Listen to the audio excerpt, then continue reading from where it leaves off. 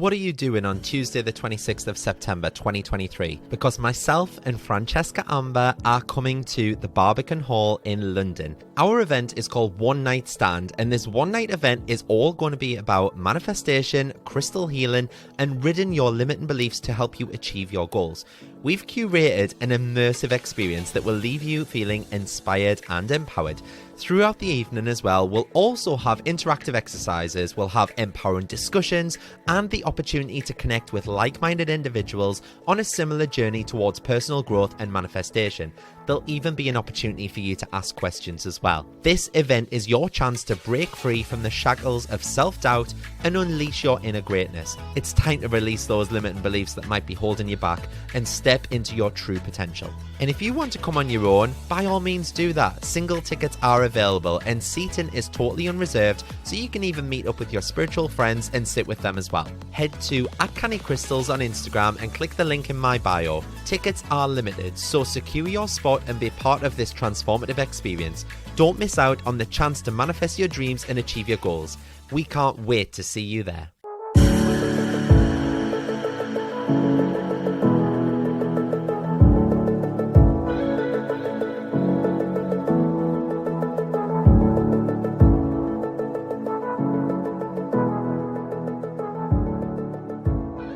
Hello and welcome back to another episode of Canny Crystals, the podcast. As you know by now, my name is Mart, I am your host, and right now I'm recording from home because I didn't really want to go down the office today because I'm going on my cruise tomorrow with Fran. So I didn't really want to go down the office because I've already kind of switched off from office mode and left that in Jade's capable hands.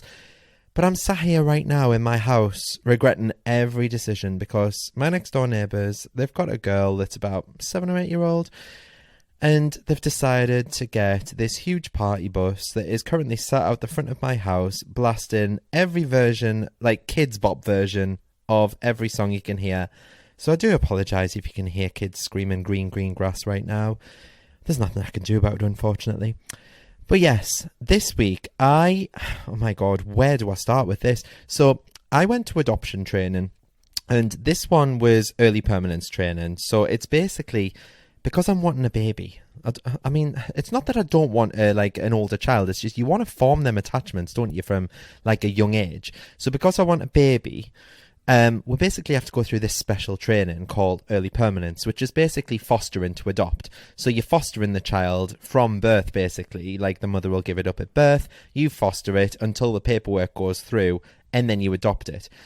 But it's kind of confusing as well because there's so many legalities around it that child, you're just basically looking after that child until the paperwork goes through. So one of the things is, what if the child goes back to the birth parents? And obviously that's in the best possible interest for the child. But obviously the training was like to kind of prepare us for that rehabilitation in case, like, because it's going to obviously feel like you've had a child for 6 to 9 months. And then what if that child goes back to the birth parents? You're going to feel like your child's died, basically. Do you know what I mean? So I've been going through that. It was very, very, very intense. And then to kind of relax at the weekend, my partner Johnny went back to Northern Ireland. So I've been single parenting the little dog all weekend. And I've been trying to pack my case and pack orders. And I just haven't had time to record this pod. So I'm doing it very last minute. So it might be a bit shorter than usual. However, I thought to myself, you know, I'm going away this week. I've getting all myself prepared. I've packed my case now. I thought I'm going to like bleach my hair, put some highlights in, you know, just so I'm like summer ready kind of thing. Because I always think when you've got blonde hair, it makes your skin look like more tanned as well. Anyway, I bleached my hair and I was just about to go live with my membership in Manifest with Mart on Saturday night. And I'd bought myself this toner that I used to use when I was a hairdresser called Luo Colour PO1. If you're a hairdresser, you'll know about it. It makes your hair grey. I love it. It's amazing. However, I opened up the box of PO1, didn't even look at the tube, and there I am squeezing this tube into this bowl, mixing it up, and something just told us, like intuitively, to look at the back of the packet. So I looked at the back of the box and it's like PO1, yeah, absolutely fine. So I'm literally seconds from putting it on my hair and I caught sight of the back of the tube.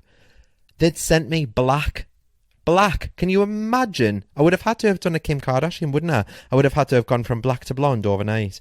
Bloody hell, I nearly ended up just like cancelling this cruise because I thought if I have to go away with black hair, bloody hell. Anyway, it hasn't gone black because obviously I didn't put it on. So I'm waiting for a toner. So I'm currently sat here with what can only be described as piss yellow hair. You'll have probably seen it on my story. It's very, very yellow. I can't wait for this toner. I'm currently sat in a cap. I don't even want the children outside to see me hair this yellow. Anyway, enough of that. Come tomorrow, I am going to be on my way to Lincoln to stay at Fran's house because we're flying from Birmingham Airport. And we are flying at like 8 o'clock. So we need to leave Fran's at about 4 o'clock in the morning. But she's also going to have her 3 kids with her because she thought we were flying from Gatwick. So she's going to have her 3 kids when I land in Lincoln, and we're going to have to go on the drive down to London to drop her 3 kids off with their dad.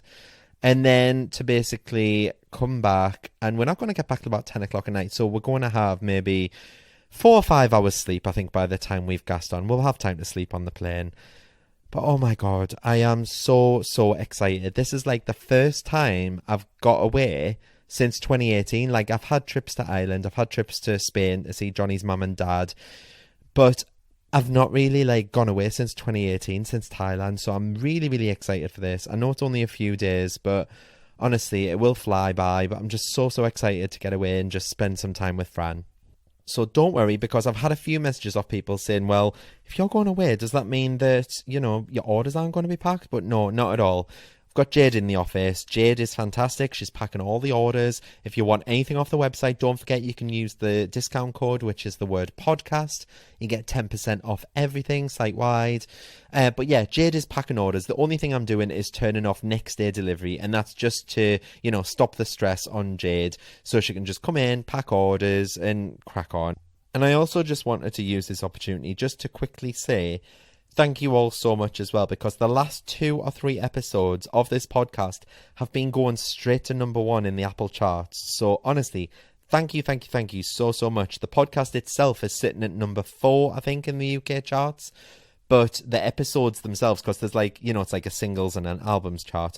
But the episodes themselves, they're basically going to number 1 every week. And I'm just so grateful. So thank you so much. The only thing that makes you go higher in the actual chart, like the overall podcast chart, is to leave a review. So please, if you haven't done so already, please leave a review. I read them all, and I am so grateful for every single one. So this week on the pod, I wanted to talk to you about a book I've been reading. It's called Let That Shit Go by Nina Purewal and Kate Petru, I think it is. But yeah, it's called Let That Shit Go, and it's basically learning how to declutter your mind to find true happiness, okay? So we all know that when we declutter things out of our house, out of our home, out of our car, it makes you feel better about yourself, don't you?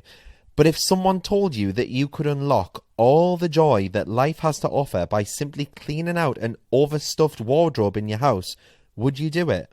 Of course you would. So I just want you to imagine if that wardrobe was your brain instead. So we have like our brain, it's overflowing with thoughts every single day. And all you have to do to find peace is to get rid of some of that shit. So that's the premise of the book. And it's basically sharing an approach to finding true happiness and fulfillment through mindfulness. Now, mindfulness, you might have heard of this. When I was in the NHS, I was actually a mindfulness teacher, and it's just learning to be in the present moment. Because they say if you think about your past, you're basically living with depression because you're depressed about everything that's happened in the past. Whereas if you're living in the future, you're quite anxious, so you're thinking about things that might never happen, okay? So mindfulness is all about living in the present moment and just bringing yourself to the here and now, you know, listening to this podcast rather than doing a million other things. So there's all these different states of being, but they're all in your head, and you probably only need to drag them from under some of that clutter in your head. And mindfulness starts with awareness, okay? So taking stock of what is going on in your head right now or at any given moment. And one way to do this is to, you know, just pause, take a deep breath and tune into your thoughts. Kind of like being a fly on a wall at a party and it's looking down. That's what's called your observer mind, okay? So you're kind of looking in at the situation. And you might have guessed, like, chatter is the first thing that you need to let go in your head, because your conscious mind is constantly telling you things, and your logical observer mind, it can help you do just that. For example, you might be mentally like beating yourself up for eating, I don't know, like some huge dessert, but you're on a diet. Okay, so you can shut up your shaming, your chatty mind. You can shut all that right down with the reminder that what is done is done. You've ate it, you've enjoyed it, but in reality, it probably won't wreck your whole diet as long as you don't make that into a habit.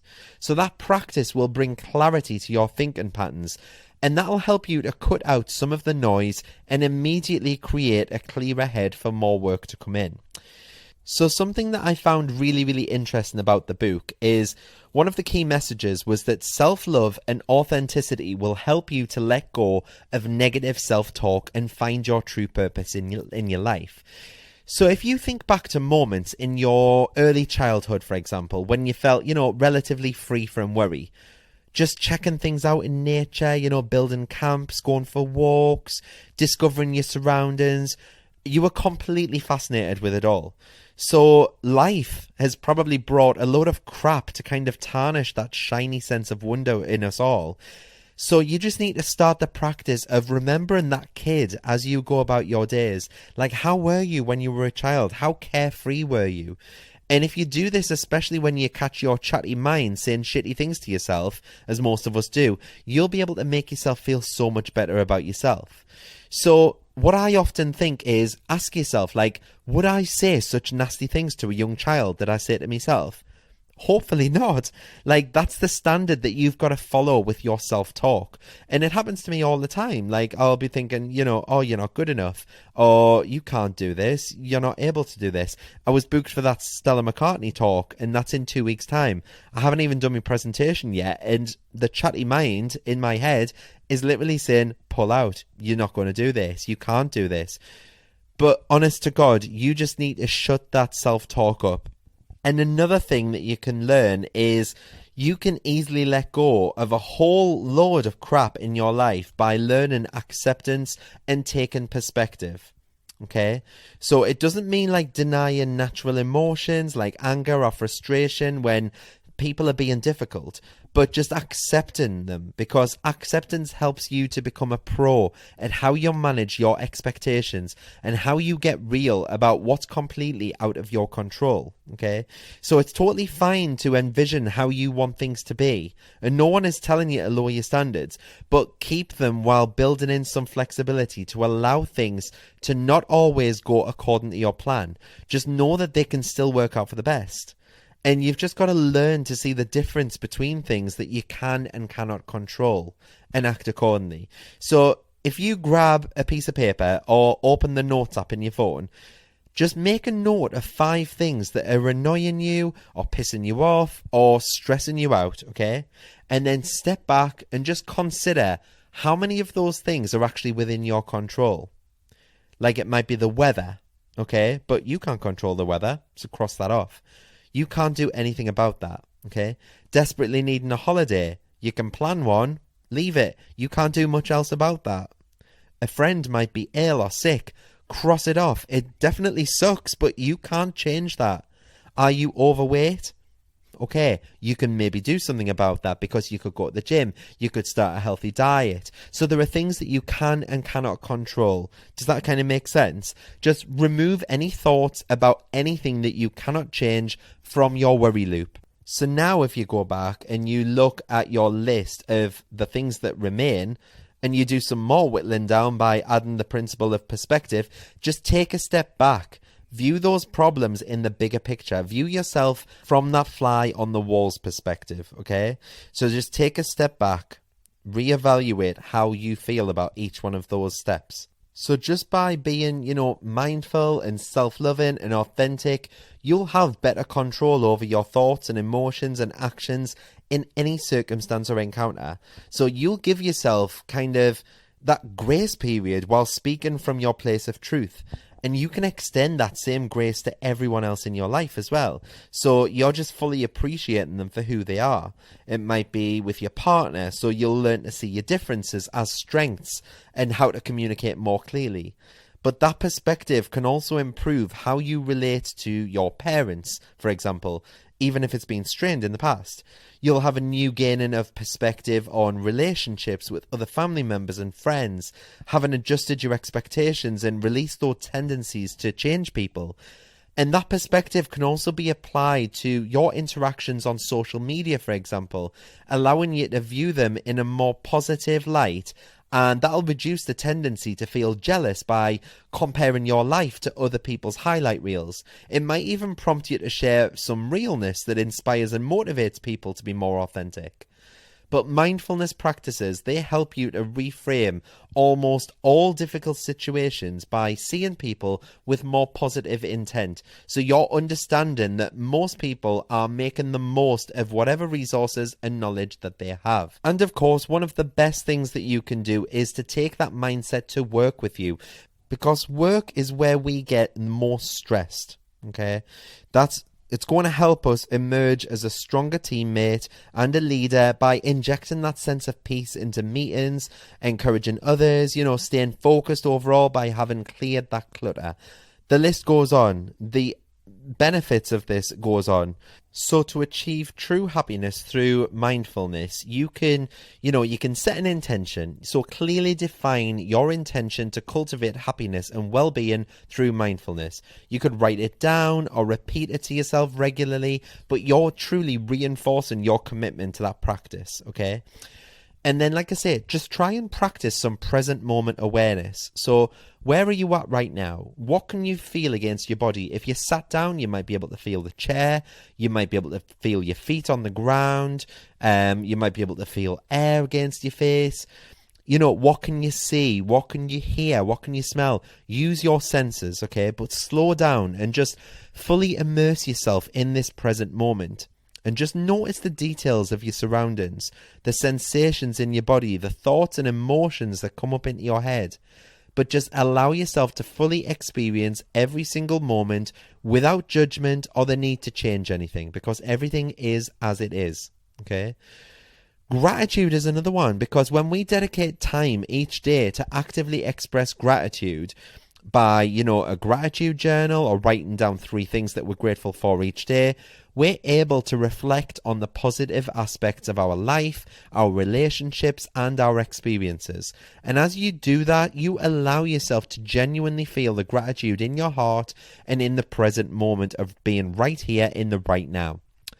And when you engage in self-compassion, like practicing self-care and self-compassion as a regular part of your mindfulness practice, you're treating yourself with kindness and understanding and acceptance.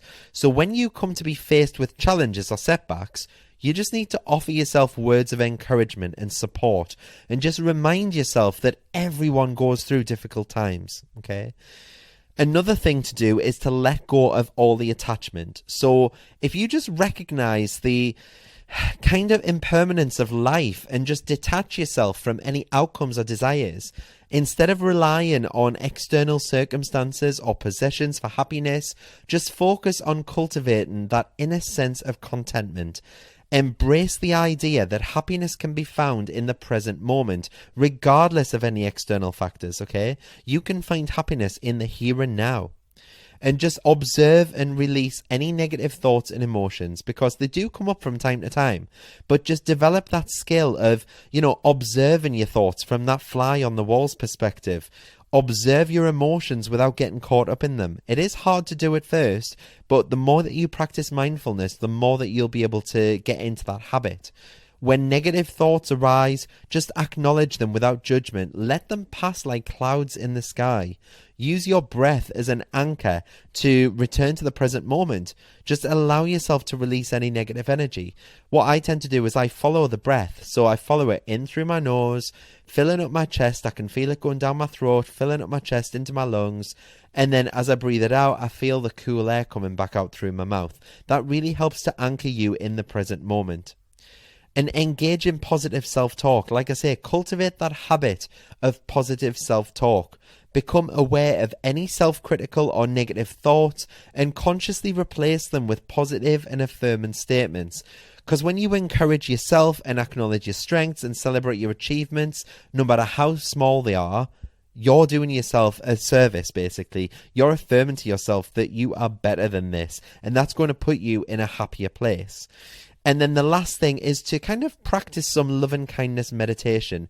So just dedicate regular time to practice that loving kindness to yourself. Begin by extending your love to other people. Begin by extending that kindness and that compassion towards yourself. And then expand these feelings outwards towards others, including your loved ones, your acquaintances, your friends, and even challenging individuals, people it might be that you work with, like colleagues that you don't really get on well with. Because as you generate these positive emotions, you're going to visualize them enveloping, and radiating basically outwards, creating that ripple effect of happiness and well-being. Okay, but it is a continuous journey, and just remember that. So just be patient and gentle with yourself as you develop your mindfulness practices. Embrace the process and trust that over time, mindfulness will help you to cultivate a greater sense of happiness, peace, and fulfillment in your life. And if you were wanting to use crystals to help you find happiness in your life, if you head to the website and type in happiness in the search box, you'll find some crystals that can help you to support that goal. And I think one of the best crystals for bringing about happiness has to be citrine. It's also known as the stone of abundance, but it's vibrant yellow. It resembles the warmth and radiance of the sun. And it's believed to attract prosperity and success and joy, okay? But citrine is said to inspire a positive mindset. It boosts your self-confidence and it encourages gratitude, okay? So that kind of fosters a sense of happiness and fulfillment in your life. Another is rose quartz, as you know, the stone of love. That's the pink one. It's associated with promoting self-love and compassion and harmony, okay? It's believed to open the heart chakra, so that allows for the free flow of love and joy in your heart. And then we've got amethyst, which is the purple one, and that's known for spiritual growth and tranquility, but it's also believed to calm the mind and alleviate stress and enhance that spiritual awareness, leaving you in that happy state. And then something I always say is to use clear quartz, because clear quartz is referred to as the master healer, but it is believed to amplify all positive energy within you. So that kind of promotes that clarity and it facilitates that emotional healing within you. And it purifies and aligns the chakras, okay? So it'll truly uplift the spirit and it'll promote positivity and instill a sense of joy and happiness. And like I say, you can get them on the website. If you head to cannycrystals.co.uk, type in the word podcast in the checkout under the discount code section, and you get 10% off all your orders as well. So I hope that was a kind of a whistle-stop tour of how you can use manifestation, mindfulness, and crystal healing to basically bring about your best self through happiness, peace, and tranquility. If you have enjoyed this episode, please feel free to leave a review. And I know that we have loads of listeners that are listening right now that don't even follow me on Instagram. What are you doing with your life? So I am at Canny Crystals on Instagram. Go and drop me a follow. You can also find me on TikTok. I'm at Canny Crystals on there. I'm on Facebook. Go and give me a follow on there. I really would appreciate it. And I will see you all next Friday. I don't know what I'm going to have to do about next Friday's episode. I might have to record it with Fran on the ship. Who knows? I've not even planned this. But yeah, we'll see what happens. But I hope that you all have a lovely week. Make sure that you follow me on Instagram because I'm bound to be posting every minute of every day our little adventure around the Med. Sure that you'll see all the posts anyway about it. But yeah, have a lush week, everyone. And I'll see you all next Friday for another episode of Canny Crystals, the podcast. Thanks very much, guys. Bye.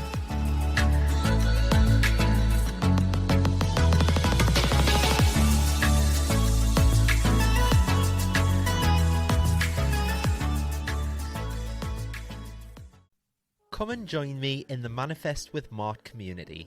For just £10 a month, you'll get exclusive access to my app and you'll join all the other beautiful souls in the Canny community, where each day you'll be held accountable to making your dreams and desires come to fruition. You'll also be set daily and weekly challenges. There's a chat room built in so you can talk to people in real time, and you can also pop over any questions that you have in the Q&A forum and I'll answer them for you. It's changing people's lives, and we've already had so many people manifesting things in the first 2 weeks alone. Each new moon, I'll also be going live within the group on a face-to-face video to help you get the most out of the lunar cycles, as well as answer any burning questions that you have. And these live meetups are so powerful, and everyone in the group has had nothing but praise for the safe space that we share. There are very limited spaces for this community, however, just to ensure that I can place my focus on you and nurture you into the ultimate manifester. So if you'd like a spot, please be quick and reserve your seat now. Head to cannycrystalsacademy.co.uk and choose the Manifest with Mart option, where you can get instant access, and what's more, you'll also get access to all of the past recordings and chats too. Join now and start living the life of your dreams.